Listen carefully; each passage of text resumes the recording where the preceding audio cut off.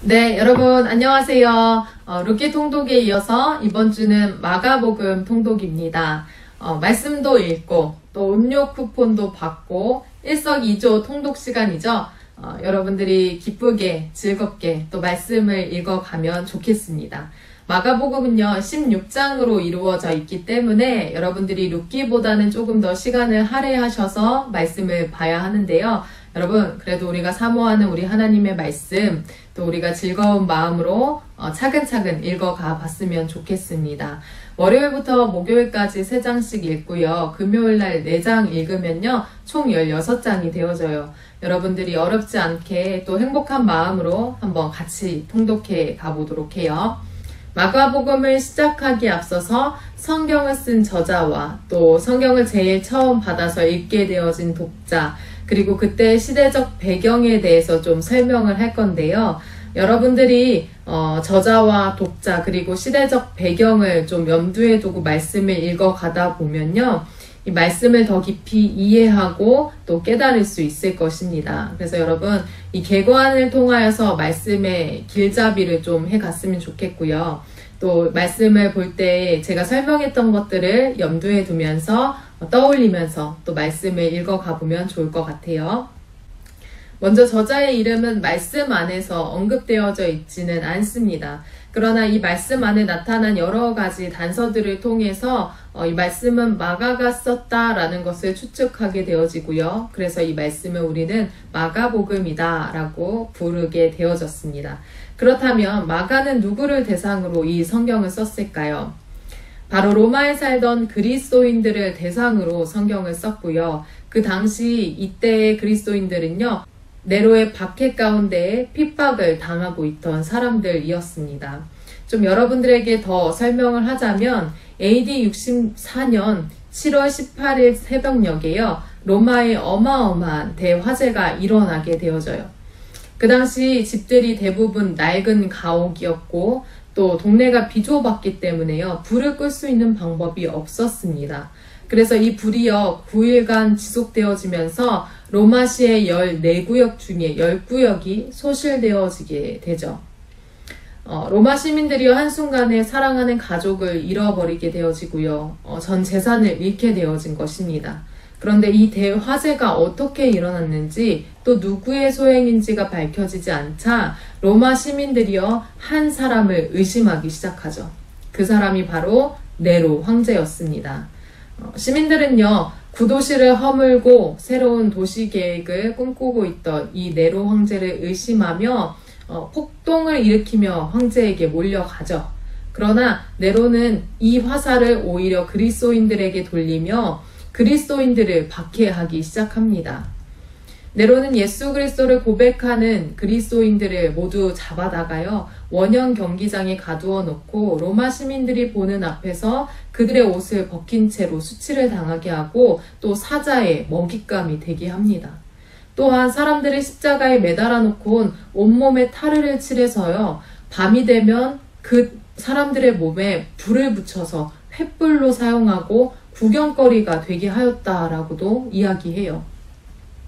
이 당시 네로의 박해는요 너무나도 끔찍했고 또 많은 그리스도인들이요 이 박해 속에서 죽임 당하게 되어집니다. 여러분 그 당시 그리스도인들은 예수를 믿는 것 하나 때문에 죽임을 당하는 상황에 있었던 것입니다. 그렇다면 그 핍박 가운데 있던 이들 안에 질문들이 참 많이 있었겠죠.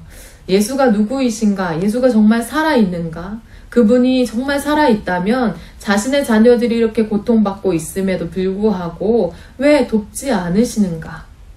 또한 예수가 진정 로마 군대보다 또 우리를 박해하는 저 네로보다 강한 분이 맞는가?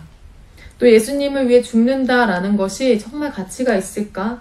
내가 예수님을 위해 모든 것을 내어버릴 때에 내가 얻는 것은 무엇인가? 라는 것이요 그들 안에 질문으로 자리 잡아 있었겠죠. 네로의 핍박 가운데 신앙이 흔들리며 이러한 여러 가지 질문을 가지고 있던 그리스도인들에게 전달되어졌던 것이 바로 마가복음입니다. 마가복음은요 너희들 두려워하지 말아라. 너의 신앙을 타협하지 말아라. 너의 믿음을 지켜라 라는 그 메시지들이요. 예수님과 그 제자들의 상황 안에 담겨진 채로 그리스도인들에게 전달되어졌던 것입니다.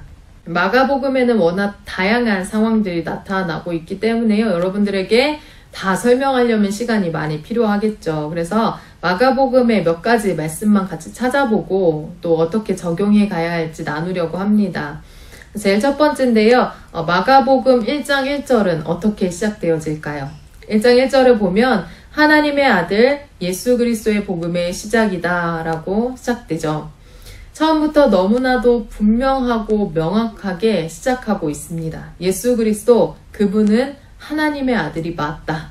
그분은 그리스도가 맞다. 그것이 너희가 믿는 이유이고 너희가 생명을 바칠 수 있는 이유이다 라고 마가는 이야기하고 있는 것입니다.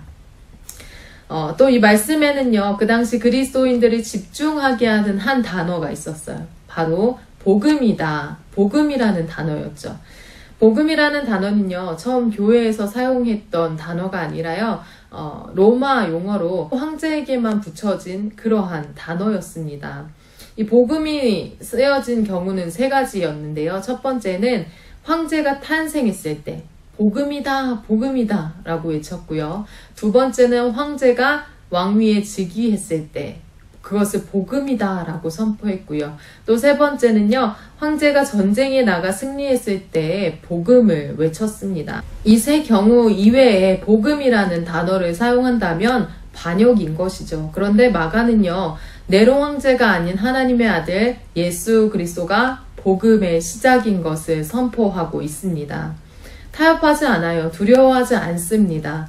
인류의 진짜 복음은 그리스도이시기 때문에 정말로 예수가 하나님의 아들이시며 참 구원자이시기 때문에 그 완전한 진리를요, 두려움 가운데 떨고 있는 그리스도인들 향해 선포하고 있는 것이죠.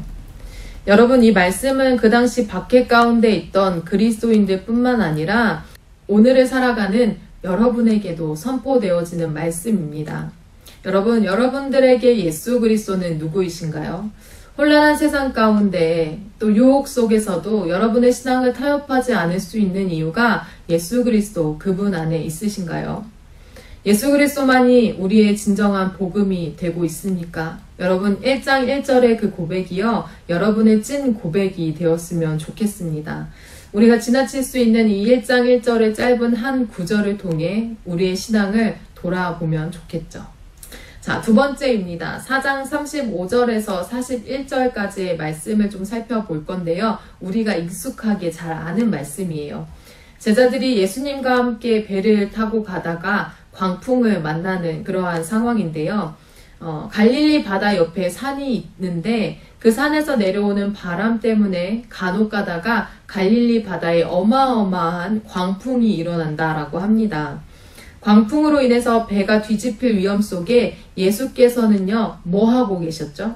배 깊은 곳에서 주무시고 계셨죠. 그러한 예수님을 제자들이 깨우며 이야기합니다. 어찌하여 우리가 죽게 된 것을 돌아보지 않으십니까? 라고 이야기하죠. 그때 예수님께서 깨어 일어나셔서 바다를 꾸짖으시고 제자들을 향해 이렇게 얘기하시죠. 어찌하여 무서워하느냐? 어찌하여 너희 안에 믿음이 없느냐?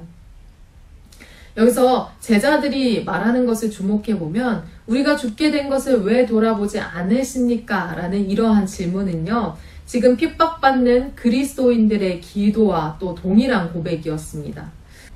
여러분, 그런데 그들의 그 질문에 대한 예수님의 말씀이 무엇이었죠? 어찌하여 너희 안에 믿음이 없느냐라는 것이었죠. 하나님의 지켜주심에 대한 믿음, 그 믿음이 없음을 말씀하고 계시는 것입니다.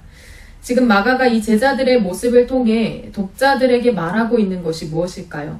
너희에게 중요한 것은 폭풍 가운데 있는 그 상황이 아니라 너희가 지금 누구와 함께 있느냐, 또 지금 누구를 믿고 있느냐, 그것이 중요하다라는 것이죠. 폭풍이 일어나고 또 광풍이 일고 있는 이 상황 속에 예수 그리스도와 함께 있으면 된다라는 것이에요. 그분을 믿는 믿음 안에 거하면 된다라는 것입니다. 여러분, 우리 또한 우리의 인생 속에 이해하지 못할 그러한 광풍을 만날 때가 있어요. 그러할 때마다 우리 또한 이들과 동일한 질문을 하게 되어지죠. 내가 예수 그리스도를 잘 믿음에도 불구하고 왜 이러한 상황이 일어나는가? 여러분, 저 또한 그랬던 것 같아요. 우리 가족이 예수님을 잘 믿고 있음에도 불구하고 왜 이러한 일들이 일어날 수밖에 없는가? 왜 이 상황에서 하나님은 우리를 건져내 주시지 않는가? 여러분, 예수님을 잘 믿어도요, 어려움은 오기 마련입니다. 그러나 중요한 것은 그때 여러분이 누구와 함께 있는가, 또 그 함께 하시는 일을 믿는 믿음이 있는가, 여러분, 그것이 중요한 것이죠. 예수님께서는요, 그 제자들 안에 믿음을 찾으셨던 것처럼 우리에게도 동일하게 말씀하고 계십니다. 너희 안에 어찌 믿음이 없느냐? 나를 향한 믿음이 너희 안에 진정 있느냐라는 그러한 물음이시죠.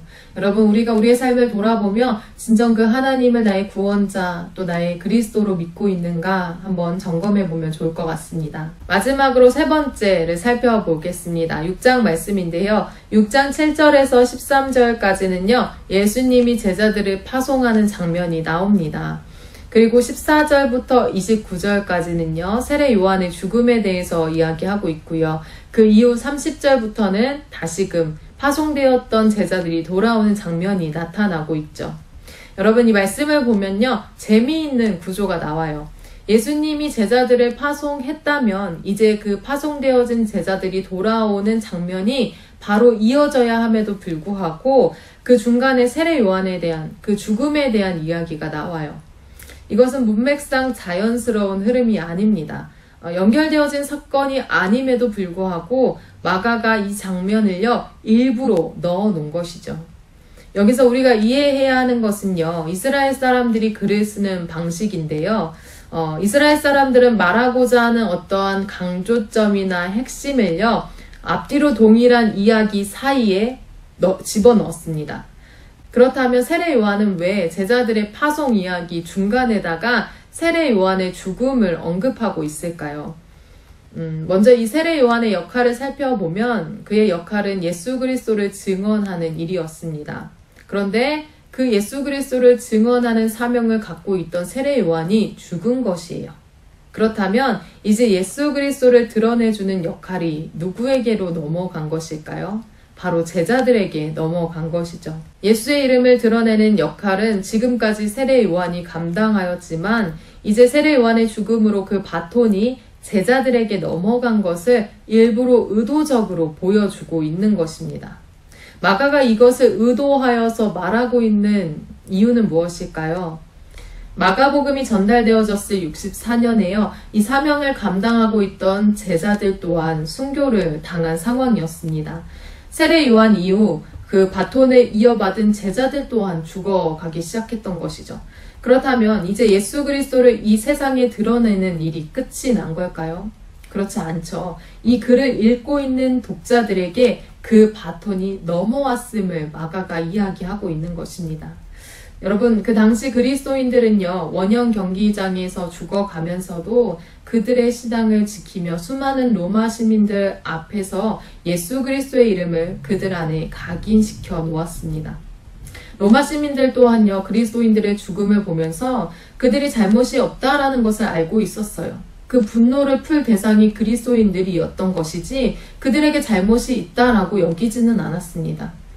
그럼에도 그들이 예수 그리스도의 이름을 부인하지 않고 그 신앙이 흔들리지 않은 채로 그 핍박 가운데 또 고난 가운데 죽음을 잃어가는 그러한 모습들을 보면서 이 로마 시민들 안에 의문이 생기기 시작한 것이죠. 예수가 누구이길래 저들이 저렇게 그 예수 그리스도의 이름을 외치는가?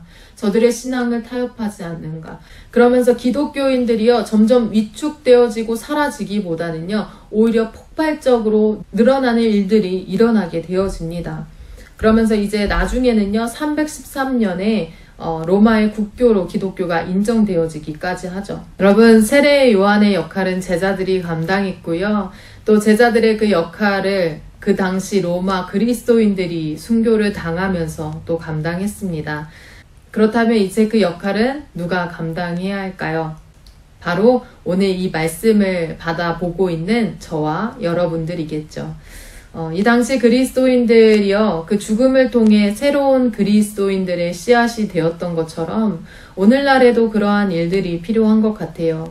기독교가 개독교다라고 불리며 많은 사람들이 이제 그리스도인이라고 한다면 인상을 찌푸리고 있는 이때에 여러분, 우리가 나 자신을 부인하는 그 순교적인 삶을 통해서 나의 삶을 통해 예수 그리스도를 증거하고 또 정말 이 세상 가운데 소망이 그 그리스도인들 안에 있음을 다시금 고백하는 그러한 역사가 있었으면 좋겠습니다.